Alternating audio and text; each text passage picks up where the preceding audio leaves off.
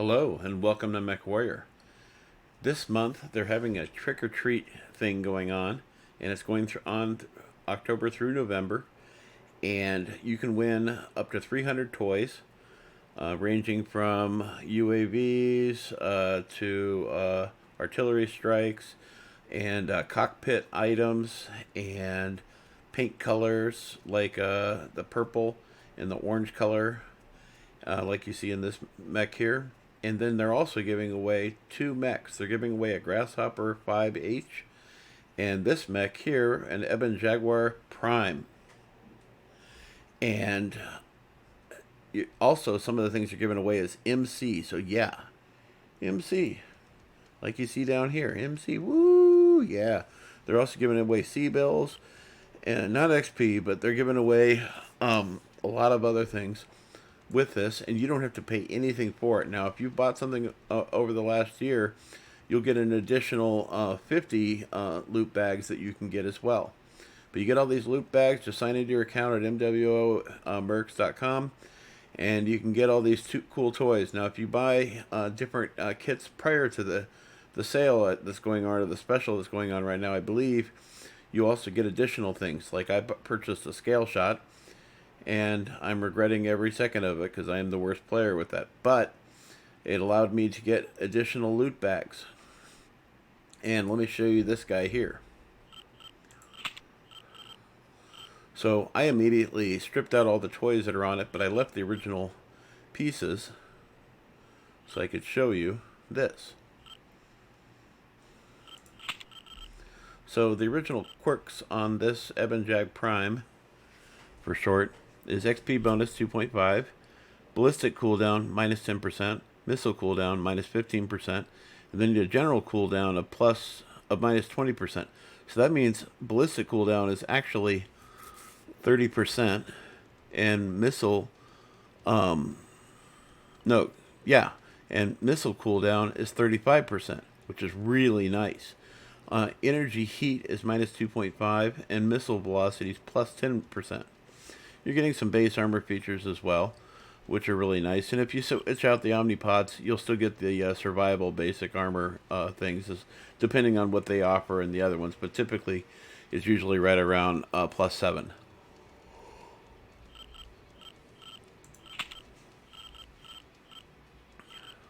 As usual, I'm running...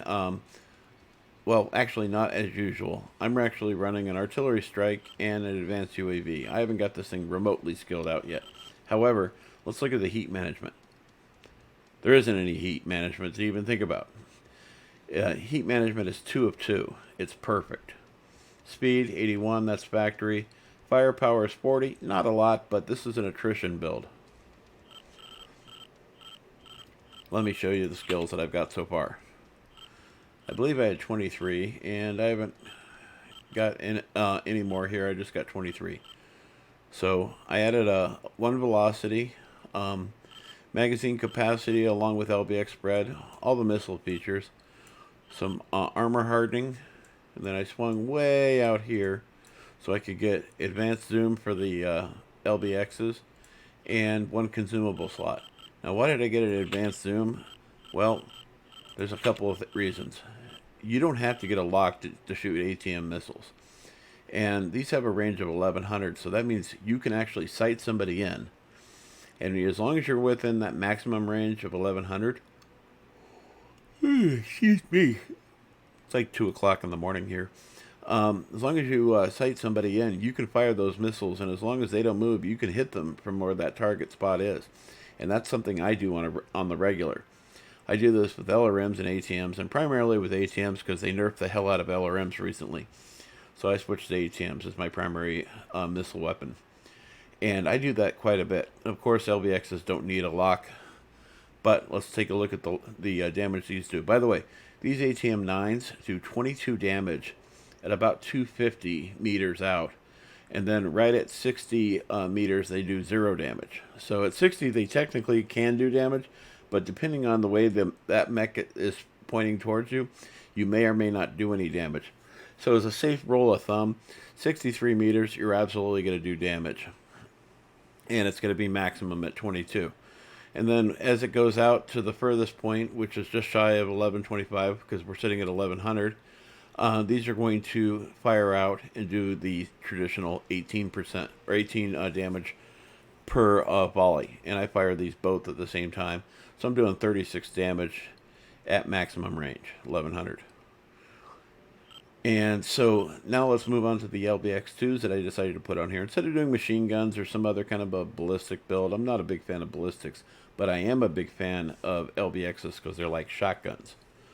So these guys here do 2 damage, but the cooldown, look at it, it's like 0.5 or something.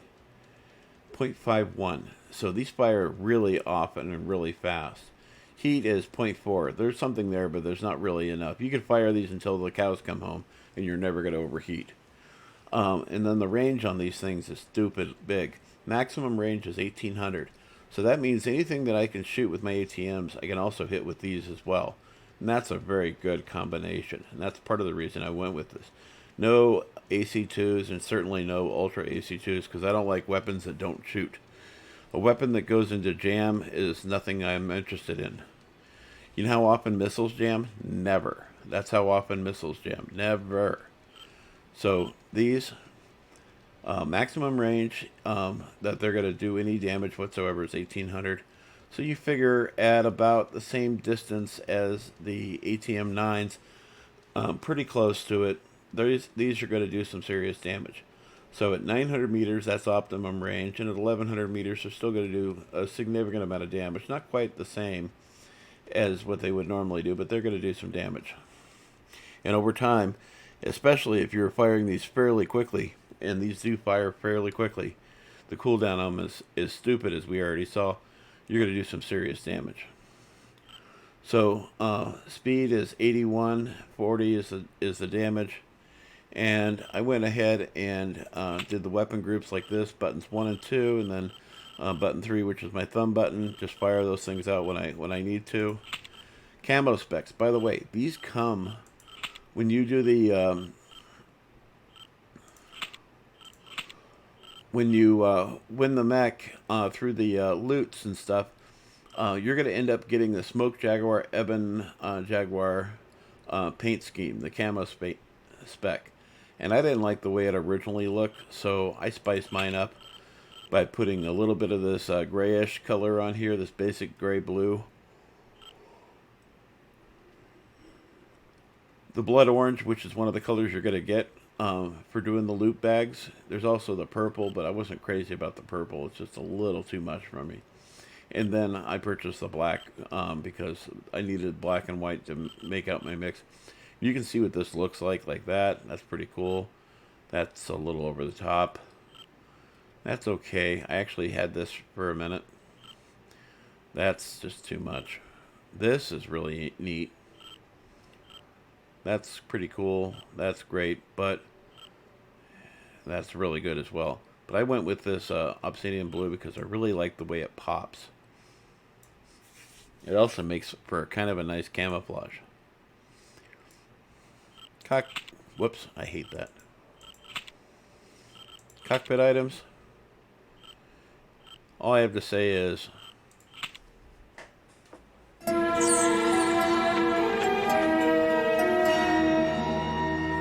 yeah, that's pretty much says itself. So yeah, this is one of the mechs you can get. And then the other mech, if I allow myself to see it, the only inner sphere mech I own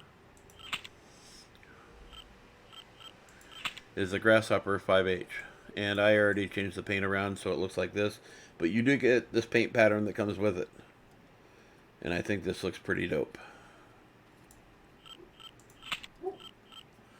This is the way the mech comes loaded out, with a large laser in the center torso, an LRM-5 for what reason I can't really fathom, and then a bunch of medium lasers.